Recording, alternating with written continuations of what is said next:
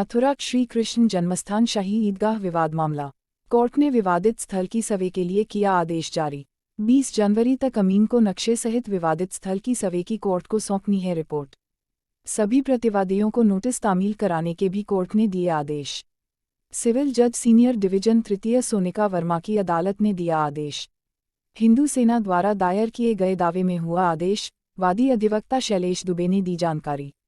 श्री कृष्ण जन्मभूमि की 13.37 एकड़ भूमि को मुक्त कराने और शाही ईदगाह को हटाने के लिए दायर किया गया है दावा। वादी की 3 प्रमुख मांगे। पुराने समझौते की डिग्री को शून्य किया जाए, 13.37 भूमि में अवैध रूप से किए गए निर्माण को रोकने और हटाने यथास्थिति बनाए रखने, और विवादित स्थल की सर्वे के लिए कोर्ट कमिश्नर भेजकर रिपोर्ट मंगाई जाए।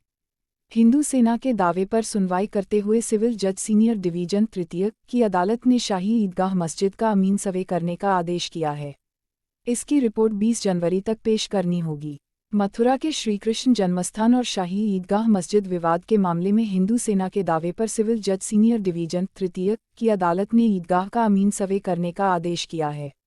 यह उसी तर्ज पर है जिस तरह से वाराणसी में ज्ञानवापी के मामले में कोर्ट ने आदेश दिया था। बृहस्पतिवार को इस पर प्रतिवादियों को नोटिस जारी होने थे, लेकिन सुनवाई नहीं हो सकी। अदालत ने अगली सुनवाई के लिए 20 जनवरी की तारीख तय की है। विगत 8 दिसंबर को दिल्ली निवासी हिंदू सेना के राष्ट्रीय अध्यक्ष विष्णु गुप्ता व उपाध्यक्ष सुरजीत सिंह यादव ने सिविल जज सीनियर डिवीजन तृतीय की न्यायाधीश सोनिका वर्मा की अदालत में दावा किया था। इसमें कहा कि श्रीकृष्ण जन्मस्थान की 13.37 एकड़ जमीन पर मंदिर तोड़कर औरंगजेब द्वारा ईदगाह तैयार कराई गई थी। उन्होंने भगवान श्रीकृष्ण के जन्म से लेकर मंदिर बनने तक का पूरा इतिहास अदालत के समक्ष पेश किया। उन्होंने वर्ष 1968 में श्रीकृष्ण जन्मस्थान सेवा संघ बनाम शाही मस्जिद ईदगाह के बीच हुए समझौते को भी चुनौती दी है। वादी के अधिवक्ता शैलेश दुबे ने बताया कि 8 दिसंबर को अदालत के समक्ष पूरा मामला रखा। अदालत ने उसी दिन केस को दर्ज कर लिया था और अमीन को वास्तविक स्थिति की सर्वे कर नक्शे सहित रिपोर्ट पेश करने के आदेश दिए हैं। इस संबंध में 22 दिसंबर को अदालत में सुनवाई नहीं हो सकी। अब 20 जनवरी तक विवादित स्थल की सर्वे कर रिपोर्ट अदालत। सर, श्री कृष्ण जन्मभूमि विवाद मामले में सिविल जज सीनियर डिवीजन तृतीय की अदालत ने आदेश जारी किया। क्या दावा था और क्या आदेश जारी हुआ? भगवान बाल कृष्ण की तरफ से हमने दावा प्रस्तुत किया गया है,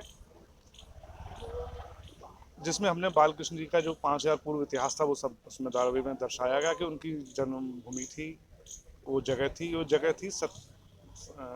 13.37 एकड़, जिस पे कि फिर कृष्ण जन्मस्थान ट्रस्ट बनी और ट्रस्ट के द्वारा एक सोसाइटी का भी गठन किया गया। इनमें आए 1967 में विवाद हुआ था।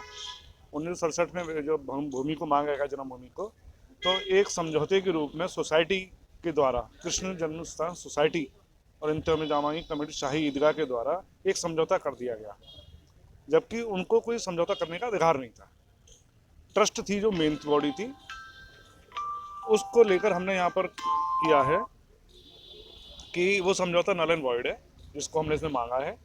और जो मौके की स्थिति है, जो हमारी 13.37 एकड़ में ही शाही ईदगाह का जो बना हुआ है, उस निर्माण को ध्वस्त किया जाए और उस पर हमें कब्जा पोजीशन दिलाया जाए। ये हमने इसमें 3 मांगे की गई हैं, जिसमें हमने मौके पर अमीन आख्या भी मांगी थी माननीय न्यायालय से कि मौके पर अमीन जो है अपनी सर्वे रिपोर्ट लेके आए, जो स्थिति है मौके की वो लाके यहाँ पर प्रस्तुत करें। माननीय न्यायालय ने उसको भी स्वीकार किया गया है।